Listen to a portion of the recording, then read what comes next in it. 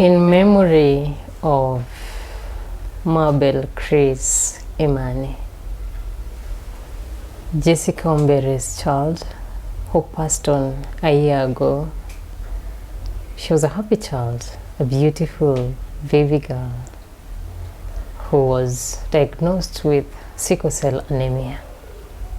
Her mother tells us her story, a very moving story of how the journey was with Mabel from the beginning and unfortunately to the end.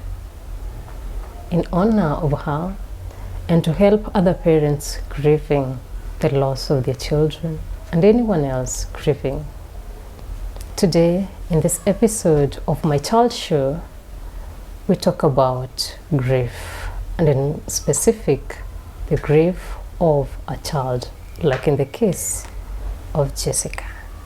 You're watching My Child Show. Thank you so much for your time. Our sign language interpreter is Susan Thega. I am Abigail Ngare. Karibu.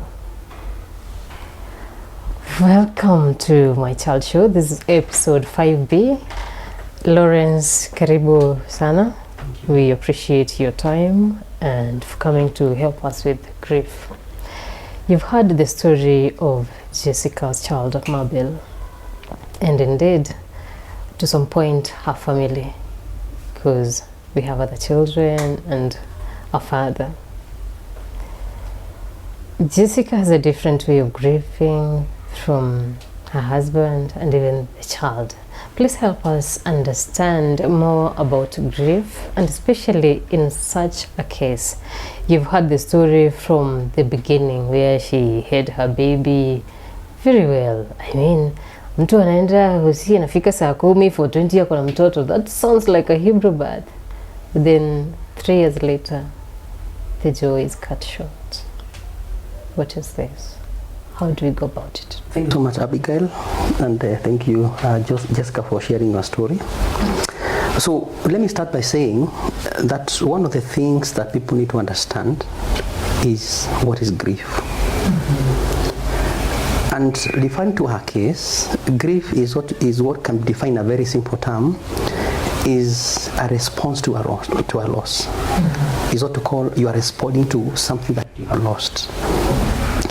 Now let me come to closer when it comes to losing a loved one. Mm-hmm. When it comes to grief, it depends on the relations that you build up with the person that you have lost. Mm-hmm. Like in her case of the case of Jessica, they had a very close relationship with the child. Mm-hmm. Remember, you've carried that child for 9 months. You've given birth to that child, and actually she said that she gave the birth even before the husband came. You can imagine the joy. Yeah. You can imagine the milestone when the child is one day old, 2 months old, 1 year old. And then like she talked about her story, that now something amiss. She started getting some inflammation in the hand. Yeah. And then the bad news came when she was told that your child has a sickle cell anemia. And in most cases, what comes to your mind? She mentioned that from my experience, there were 2 people she had come across. One of them was in Form 3, who had sickle cell anemia. So amidst that news that your child has a sickle cell anemia, in another thought, there was hope. Yeah. There was hope, because my child is only 2 years. Now, these are persons who is in Form 3 with the same condition, and they are still living. So you can imagine now managing that sickle cell anemia in her mind, in her life. She can see there's hope for my child. Yeah. Until whatever happens, the loss was loved one. And you could even her emotions. You can tell that it was very painful. There was that feeling of anger. And I think in a conversation she talked about that she felt this anger. And even sometimes she was feeling guilty. Mm-hmm. She mentioned about that if I didn't, she talked about marking the papers, that she thought there's something I could have done, it could have saved my child. So in simple terms, when many things happen in somebody's life, and one of the things that comes is what called shock and disbelief. And I usually try to define grief. It's like somebody who has been sleeping and somebody comes with a radio and puts 100 volume in your ears, you can imagine that kind of a bang. That is how grief hits somebody. It's like something dropped, or like a balloon that has been busted near your ear. That is how bad it becomes. There is that little bit of a feeling of sadness. Sometimes it will go to an extent, and she talked about that if I did 1, 2, 3, 4 things. Actually, most people, that bit of guiltiness, it's where most people are stuck. Maybe I could have done something differently. Maybe if I did 1, 2, 3, that if I did 1, 2, 3, 4 things, maybe my daughter will be still alive to date. So in simple terms, she mentioned about how she has dealt with the grief. Her husband went quiet. There's something she mentioned very profound, and she mentioned that for her, she's been talking about the stories all the time. And that is why I usually say that every time there's a grief, people grieve differently. It might have been 1 year ago. There are some people who grieve even for 10 years. There are some people who grieve even within a month, they have moved on. But it does not mean that they have overcome that. Actually, grieving is something that we walk with. There's something else I picked from her. Sometimes you can descend to grief in love, where you look at that child and say that every time I remember her birthday, I need to do something significant too. So you are grieving, but you are grieving. And I've seen it working for people. Grieving is not for me. Even psychologists have not come up with a way and say, this is how you are supposed to grieve. People grieve differently. She mentioned about her daughter, saying that if you bring, if you give mom, God, if you give us, you give me a brother, maybe she thinks that if a brother comes, there's a closure on that. And like from what I picked 3 things from Jessica's story. One, when you talk about grief, there are different types of grief. And many people look at it like anticipated grief, where, and I give an example where you've seen somebody going through the suffering, and then they pass on. At least you have seen how they have suffered. You had anticipated with somebody that terminal illness. But from her story, you could tell that she had this hope. Yeah. Then it is not anticipated. She never saw this coming. And it comes to what we call complicated grief, where, and I think you mentioned that, have you seen a therapist? And many people think when you go to the therapist, they'll give you a piece of advice. Actually, like what we've done today, that is a therapy session for her. And I think she has gotten a way of dealing with that grief, and it is really working for her slowly and slowly. Now, she mentioned about even having a baby. Many times, there's what we call abbreviated grief. Some people will go into that where, if, for example, you have a child, the spouse, you go to a child, it's like there is a therapy that comes on board. And many people do that. Even we've seen people who have lost a husband or a wife, and they jump into another marriage. It's what called abbreviated grief. And it can be kind of you're trying to hide in that abbreviated grief, but you've not handled the real grief that you're going through. Just a moment, Lawrence. Jessica, do you feel that it's like it's helping with the grief that you have another child? Yes, I feel like since we had this other child, it kind of feels better. Yeah, we feel the pain, yes, but at least it has been reduced. Yeah, yes. The closure has kind of, they're almost there. For many people, even a doctor, you have a pregnancy, and the doctor tells you that the chances of survival of that child is very minimal, and they tell you, if possible, don't go through the CS way, cesarean way, go through the normal way. Going through the S, you'll be left with a wound that reminds you of the pain that you went through, and you can't see what came out of it. So they tell you what, if possible, go through the normal. once you have another baby, they are closer than on board. But you're not saying that the pain has gone. No. I think that's what I can see. I can piece what I picked up from her story. Then I picked again about now when she mentioned about, she called members who came again. Yeah. And I think she's been constantly talking to the church members, talking to people about it. And that to realize that her grieving has worked for her. And I want to mention again, there is no manual for grieving. We have to leave people to grieve at their own time. Yeah. And the difference in how they grieve, her husband, her child, how do they come together and maybe try to understand each other in their grief, or even grieve together if possible? Is there a way? Yeah, let me mention psychologically, when grief, people deal with it differently. Your personality determines a lot on how you grieve.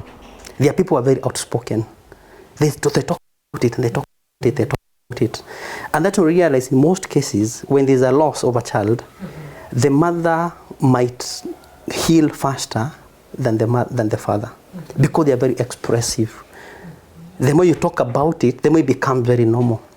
There's another aspect of people who are, maybe they become very spiritual again. Yeah, some people go now to the church and they try to get stories in church. And that is, but in most cases, you realize that if one of the members of the family, it is that follow. But in a place where everybody is living separately, everybody is in their own corner, it's difficult because you're not getting an harmony on how you can grieve. And I think from her story, I like the way she mentioned about it, that she noticed that her husband was not very outspoken even to date. You understand? Yeah. So it means that if she's getting healed, it's very easy to pull her husband into it.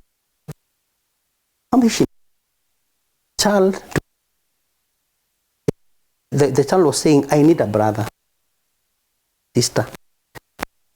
It was happiness to see that if I bring both a sister or a brother, my child has healed. Amma is in the journey of healing. Yeah. Remember, every time you lose somebody, the loss will always be there. It cannot be scrapped out of it. Now, does it cause you pain as you continue?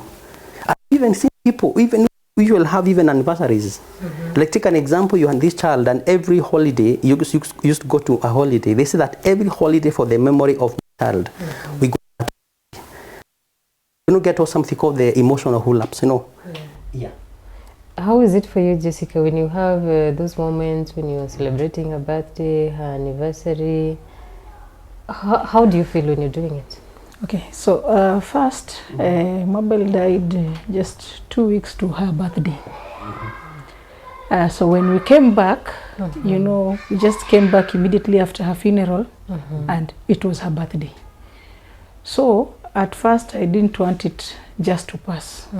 So we went to a restaurant. We just took something, and then we came home. The second time, I posted it online, and then as I told you, I usually put on this shirt for anniversaries and her birthday. Yeah. Is it something that helps you, or you just remember and then you remember you lost? It kind of gives me closure, because we are in that place where I don't know whether she... Okay, after that, I really read a lot about when people died, do they hear you? Do they still see you? And in other readings, they're saying, oh, they can still hear you. Sometimes they move around for some time. So I was kind of hoping that she will see we still love her, we're still together. We didn't want to forget her. Like someone will tell you, and I remember someone told me, why don't you delete these photos, and then move on? And for me, for me to delete even one photo of her, it really hurts me, kind of, For instance, I had to give out her clothes. Her clothes I gave out after exactly 6 months. So I gave out all her clothes, but I remained with one favorite, But then I still have some of her things, and I don't want to completely maybe delete all her photos and clear all her memories, you know. Yeah. So kind of I'm still holding on to some of the things. Lawrence, how is that, and does it help in grief when you hold on to things that belong to the loved one who died, or even like she's saying, photos, others it's places they used to go? How is it in the psychology of the grieving parent when they hold on to what belonged to their gone children? Yeah, that's a very good question, Abigail. And let me say that most people in the society, they usually say that, let the dead, even Bible talks about let the dead bury the what? The dead. And I find it a little bit insensitive when you tell people that just forget. Because I mentioned when I was starting that relationship is very important. And depending on how close you are with the person that you lost.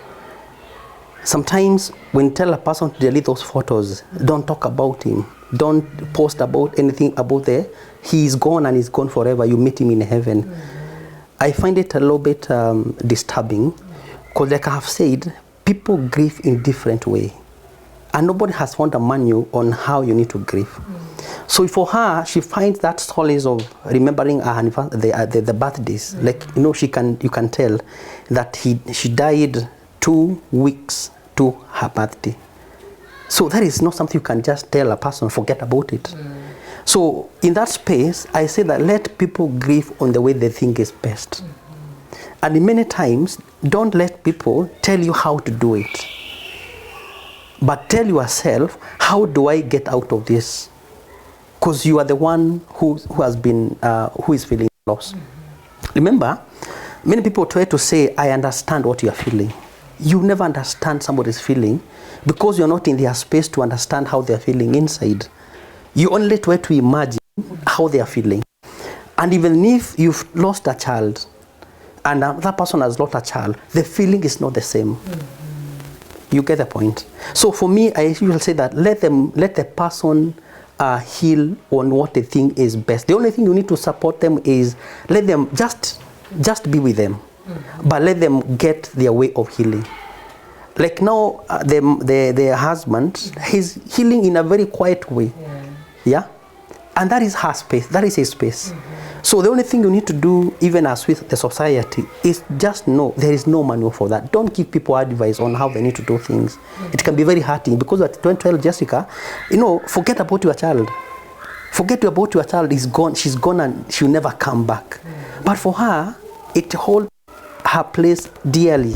You carry that child for 9 months, 1 year, 2 years. You can't just forget. So let her heal. And I talked about what you call grieving in love. So the moment you remember the anniversary of her child, it does not mean it is painful. Maybe that is her joy. That if my child was here today, I could have cut a cake. And she does the cake, they ate together for the next even 10 years. That is what she is in. They are that every time there's an anniversary of my child, then I go to children home to support the children who are still alive. They are getting their healing on that process. But tell the audience, leave people to heal, leave people to grieve on what they know the best. Your support is important, yes, but don't give an advice on how they need to grieve. And maybe to Jessica, it's okay, all things will come. The society does not even know how also to comfort the people who are grieving. Okay. You understand? Yes. And that's why I want to ask her, how did you have people telling you, I understand how you feel, it shall be well? How was it for you, and does it make things better or worse? And what would you wish people to say to you or to support you in that grieving moment? Okay, first, so many people told me, I know how you feel. And most of the time I used to ask them, have you ever lost a child? Sometimes they'll tell me yes. So if one has told me, yes, I've ever lost a child, I kind of gain more interest. Then I'm like, how did you lose your child? So after them telling me the story, I don't feel comforted, but it's better coming from a person who was also lost than from a person who has not lost a child. There's one I remember even during the funeral, he was telling me, jikaze usilie.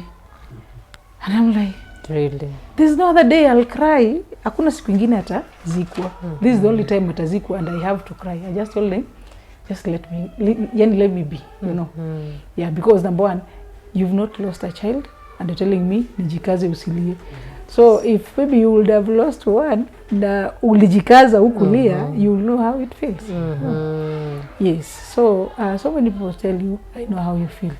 I don't have a problem with them telling me that, because it's a way of, I think, just trying to say something to console you or to comfort you.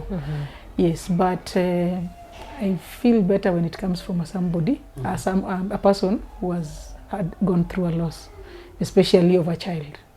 Yes, you know, it's different. Someone telling me, I know how it felt, I lost my mother, I lost my father, and this one is I lost my child. It's kind of different. Yeah, kwanza hapo ndo unapata ushuhuda watu wakisema vile mama yangu alikuwa anafanya nini, uncle yangu mwingine. Sure. And that's why we talked about that when you go through grief, get a support also from the people who have gone through the same experience. You may not grieve how they're grieving, but there's encouragement, there's that feeling of I am not alone in this journey. And I'm giving a story of Jessica. And one of the things is that she mentioned that my child cannot be buried because I believe there is life and my child is not dead. And for a whole month, she refused. But one time, one person just gave me the very wise way of just dealing with that and told her, I found one person who can deal with that grief, who can bring back your son back to life. And he was taken to a certain priest. And the priest told this young lady that, yes, I can bring back your child to life. It's very simple. I want you to go to every home that if you don't get anybody who has died, bring an olive leaf. And once you bring 10 of them, I'll bring back your child to life. That is the only way I can bring your son to life. And you can imagine you are happy. You know, the moment you're going through grief, if there's something that can be done to bring back that child, you can do anything. You know, talk about desperate moment, call for desperate measures. So she was very desperate for that. And she went from one home to the other, looking for the olive from a family that has not lost a loved one. And you can imagine, for every family she went to, either they buried somebody last year or yesterday, as in every family, and lost not even one or even two. Some have lost even 5. And but you know what? These are 5 people here. And finally, what happened? She went back to the priest and told the priest, you know what? I have not found any olive leaf from a family that has not lost anyone. And it was very simple. That, you see, that every person, they are going through grief. Like in her case, she lost her mother, then 2 weeks down the line again, you lose a child. You can imagine it was very traumatizing for her. And even seeing your own child, you know, you're hoping her to get better with that hope of a Form 3 friend who has a sickle cell. Then all of a sudden, the child gets the seizures, the conversion. That was the story. It can be very traumatizing actually.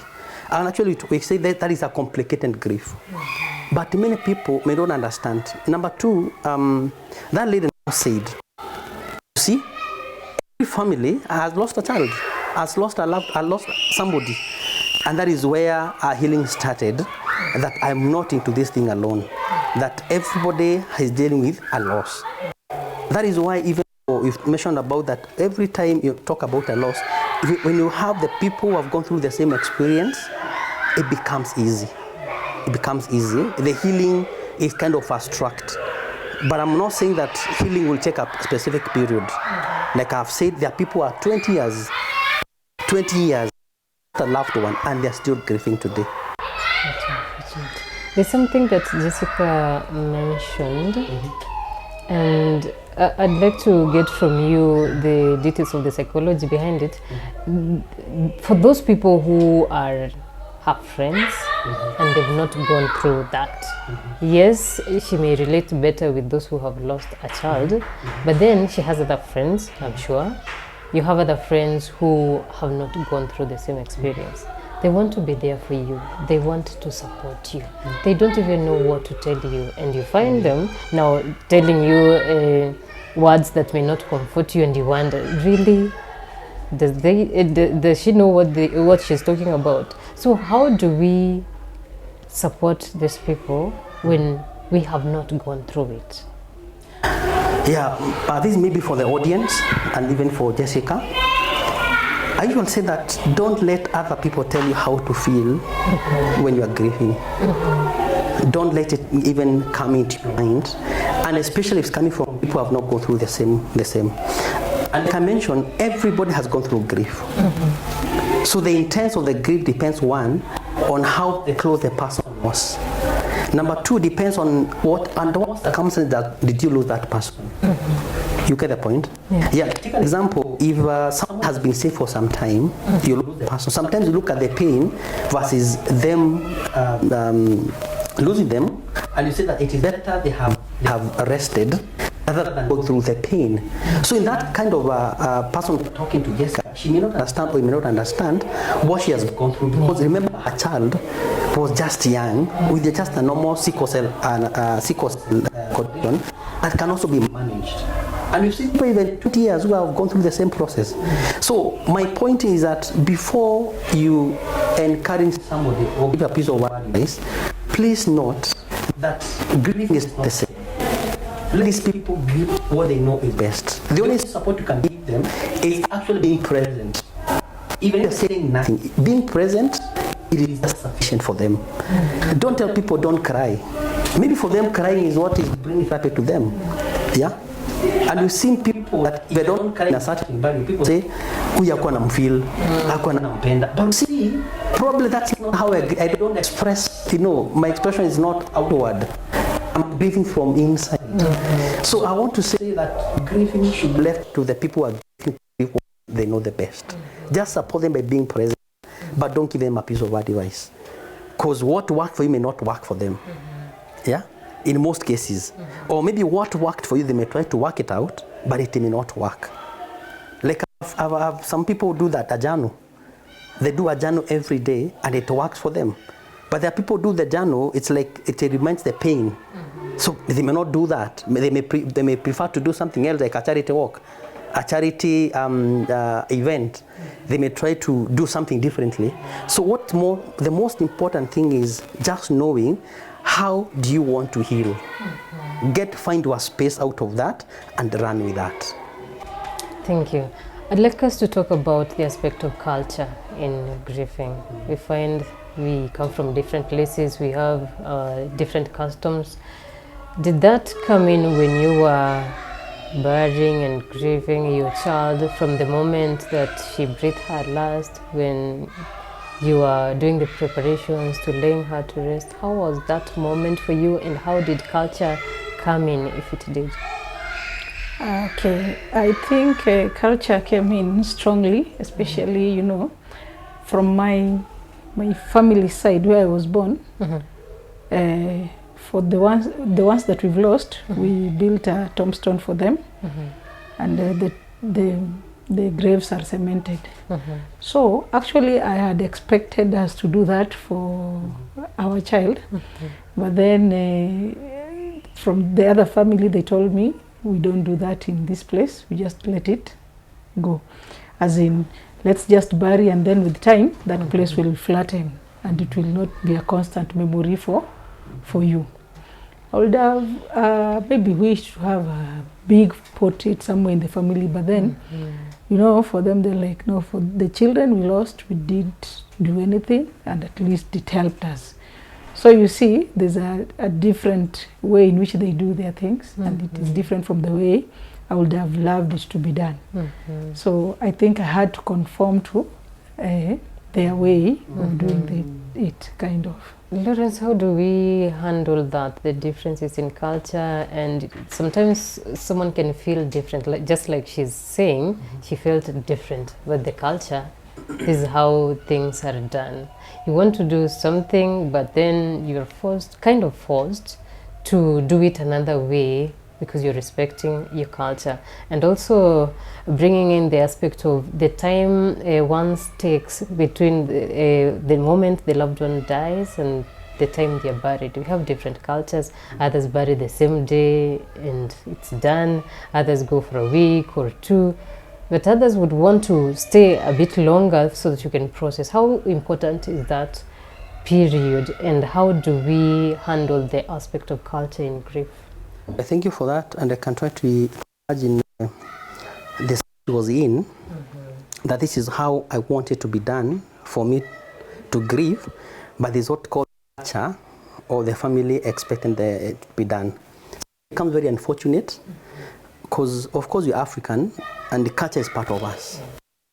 Sometimes the culture can be very punitive, and I'm trying to imagine a culture that also affects you emotionally. It affects you psychologically. And I can try to imagine how, that space you are in, and because of that you bow into the cultural expectation that this is how you've done it, you don't have to do it. And sometimes it can make you even be angry with that culture. I don't know how she felt when she had to bow to that culture, that for her it is not the best way that I would like my child to be bad. We just buy, you mentioned about levels, it's for the child, and yet there are other tools that have been cemented. Why can't my child be done the same thing? And as we deal with that, it can affect her even in the future. Yeah? And I think I've seen it even in my counseling career, where people come for grief counseling. The culture sometimes breaks people. Maybe it's because it's not for her to find a place of healing, and also maybe forgiving, to say that they may not understand. You must get a space where then you must come to accept that. But the question is that what next after that? It can be some cultural practice very aggressive, and I think I'm looking at where we need to look at things in a different way. But even though this culture says, also let's be sensitive on the emotions of the people who are grieving. Remember, I mentioned about the relationship. The relationship between the child, the mother, the father, and the child is not the same as the uncles and the grandmothers. They had no direct contact with the child. So yes, they are grieving, yeah, but who is grieving more? Who is more closer? Because grieving is, the degree of grieving depends with the relationship you have with the child. So them is very easy, just bury, forget about it. But what about the other side of the mother and the father? So I think what I can simply say, we cannot do much about the cultural practice that we have in the African setting. But I also believe sometimes you can have a voice and put it on the ground and say, yes, this is what the culture says, but do you mind about my sanity? Do you mind about my emotion, my grieving? So I think that's what I can simply say. There's nothing much you can do about that. With me, nothing much you can. But now we need to have a place where you can speak about it. That though you are doing this, then I'm not comfortable. And I wish it can be done differently. Yeah. Yes, how do you feel about that? I don't know how you felt, Jessica, when you want to bow down to the culture. Do you think you also still carry them, Yeah, could people need to know, maybe there's a parent hearing and they have done the same thing, they need to seek forgiveness and also, I don't know, how did you feel, Jessica? Maybe I can ask that. I felt very bad. Yeah, although now as the parents now, we wanted to actually maybe plant some flowers there so that place doesn't just go like that. There's still a small hill, but with time it fades. So we were feeling like if we don't want just to forget about that place like that. It's next to the house. So yeah, we will be seeing it, but with time it will fade. Yeah, so we wanted to plant flowers since Mabel loved flowers. So you are thinking of maybe having some beautiful flowers which will go a long way, maybe years to come. So we'll maybe be pointing to their brothers and future sisters and future brothers. We tell them, this is where one of your sisters was buried. So you see now, in that case, it is never too late. Maybe I can, what I can simply say, it is never too late to speak what you think and what you feel it is best for you. And I think, I believe that if she still goes back up and try to put, a little on the issue to the parent, they may understand. Because I cannot imagine where it will come and end.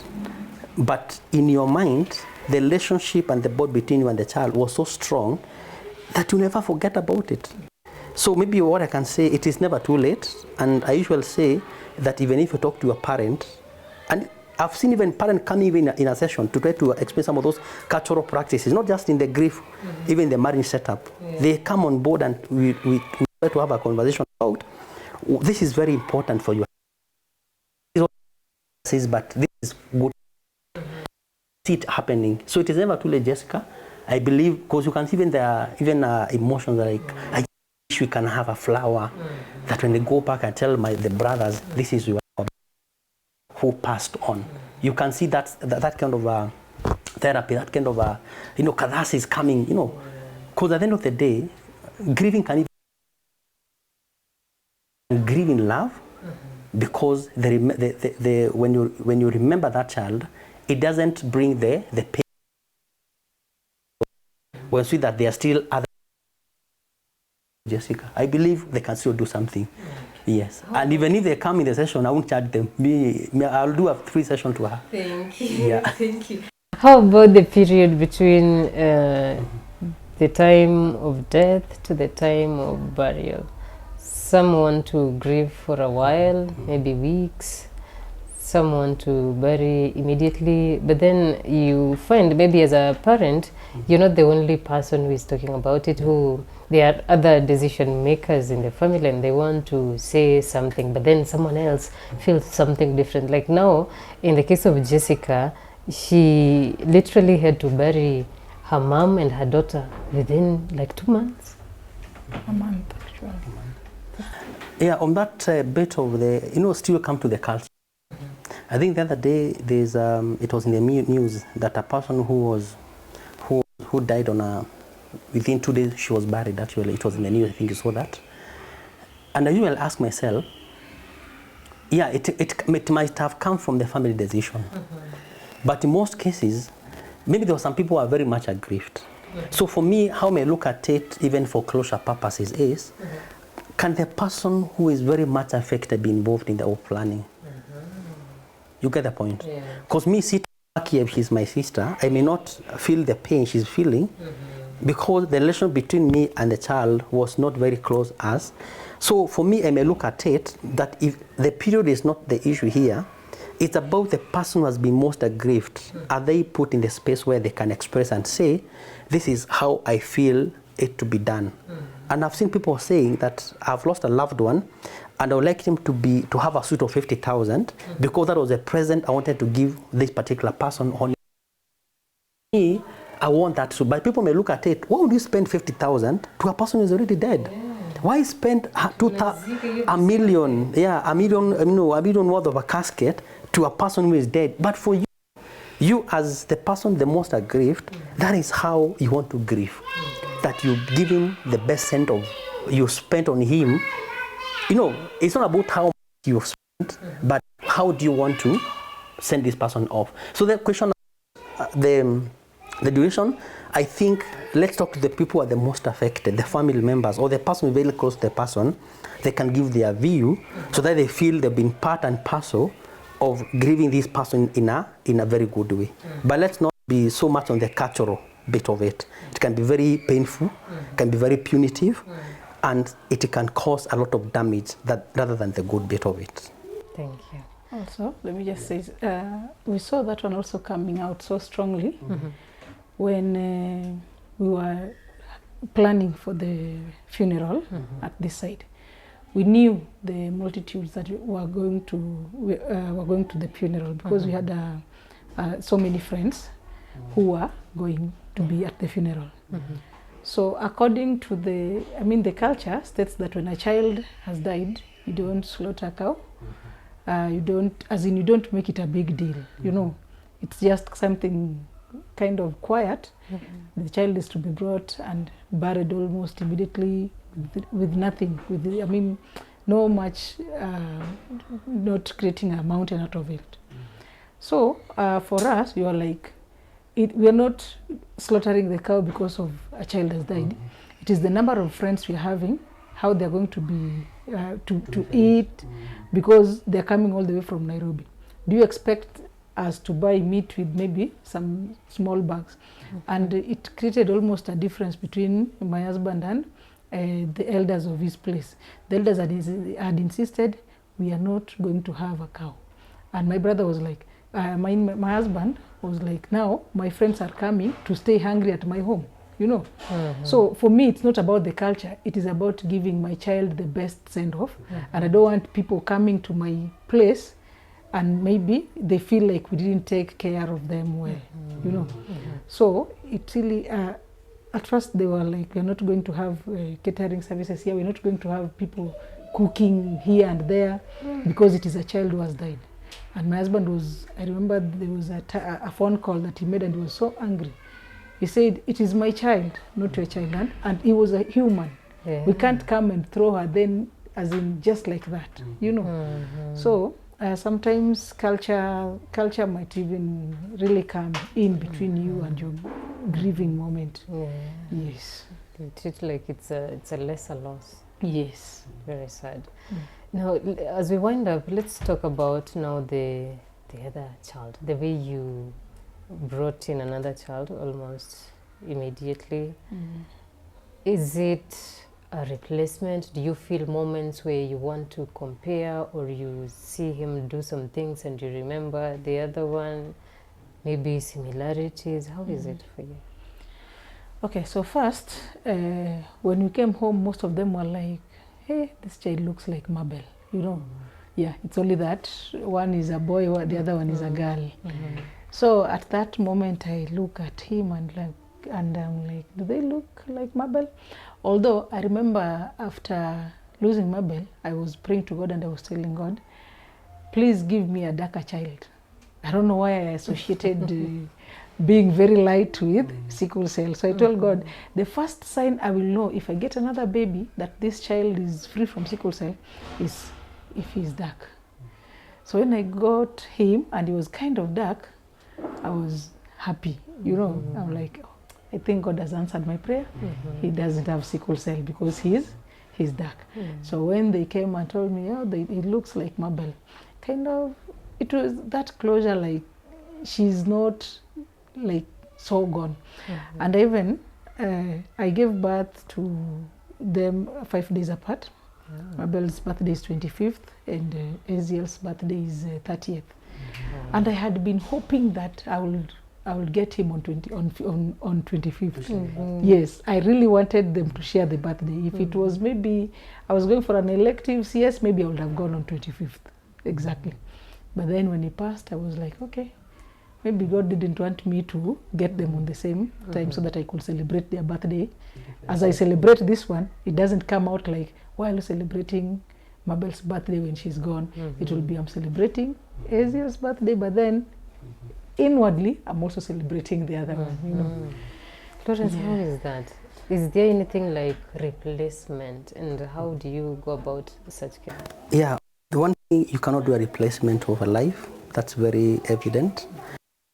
I was very happy that, you know, the same, you know, 5 days to the same birthday, almost they're closer to. So that's what we call closure.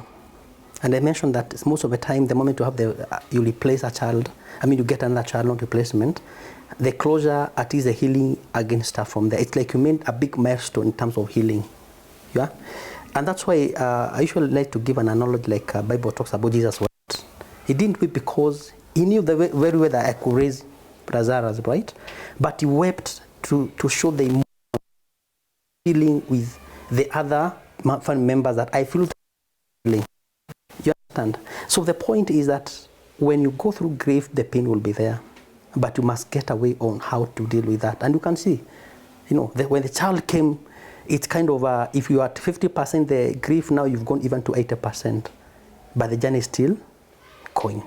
And one thing, as we come to close, like you have said, never be lied by anybody that you'll forget a person that you loved when they die.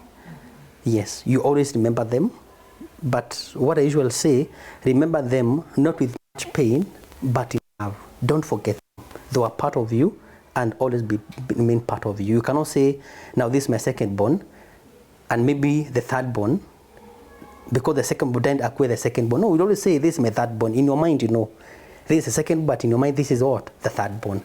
So nobody can forget a person you've lost. And I usually say that I've lost a brother, I've lost a mom. And even to date, I remember them. Yeah, my father, my stepdad passed 2002. Those are 21 years ago.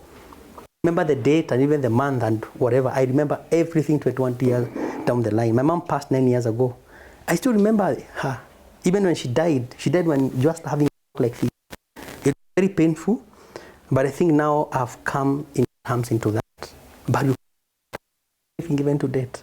But I don't grieve like I grieve on the first day. I've made a lot. So even for Jessica, it's just a matter of time.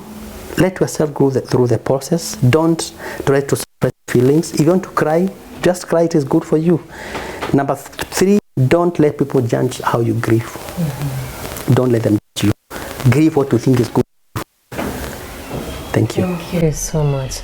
And if you are out there and would like to share the story of your child, maybe like Jessica or other ways they lived and they have a story, you can reach out to us, leave a comment on our channel.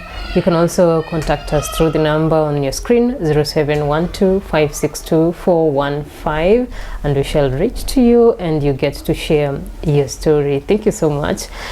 But before we end this episode, I want to finish with Jessica saying a word.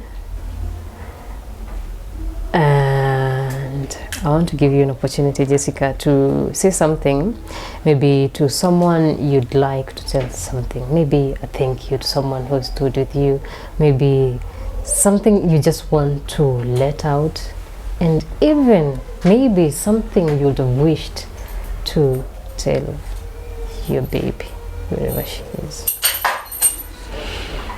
Okay, first, I would have a long list of people to thank.